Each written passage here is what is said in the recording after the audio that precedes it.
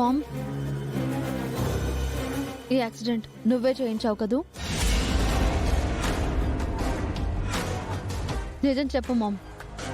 Resort దగ్గర నేను గౌతమ్ కారులో వస్తానంటే నువ్వు వద్దన్నావు.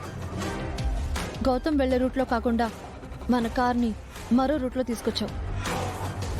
రిసార్ట్లో కూడా కరెంట్ షాక్ ప్లాన్ చేశావు. ఈ యాక్సిడెంట్ ప్లాన్ చేసింది కూడా నువ్వే కదా? అవును, నేనే ప్లాన్ చేశాను.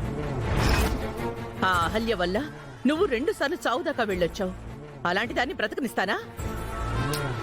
ఎందుకు ఇలా చేస్తున్నావు మామ్? నీకు ఆల్రెడీ చెప్పాను కదా, ఈ యాక్సిడెంట్ లో గౌతమ్కి ఏదైనా అయ్యుంటే. అహల్యకి మాత్రమే యాక్సిడెంట్ చేయమని చెప్పాను. అందుకే గౌతమ్ కార్లో లేని టైంలో అహల్య ఉన్నప్పుడు మాత్రమే లారీ ఆ కార్ని గుద్దింది. గౌతమ్కి చిన్న గీత కూడా పడలేదు కదా.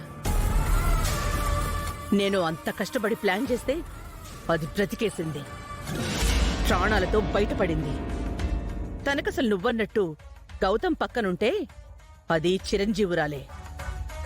గౌతమ్ దాన్ని చావనివ్వడు, కానీ నేను దాన్ని బ్రతకనివ్వను. ఎలాగైనా సరే ఏదో ఒకటి చేసి దాన్ని పాడెక్కిస్తాను. గౌతమ్తో నిన్ను పెళ్లి పీటలెక్కిస్తాను.